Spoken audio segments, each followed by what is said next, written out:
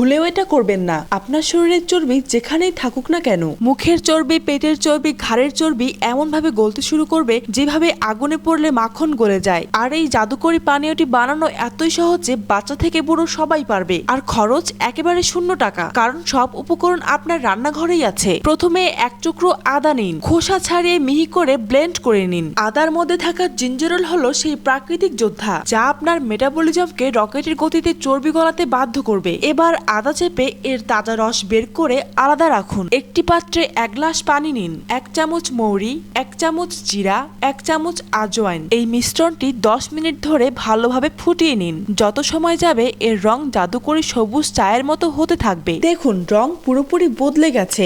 এবার এটি ছেঁকে নিব। এতে সেই প্রথমে বের করে রাখা আদার রসটুকু মিশিয়ে দিব।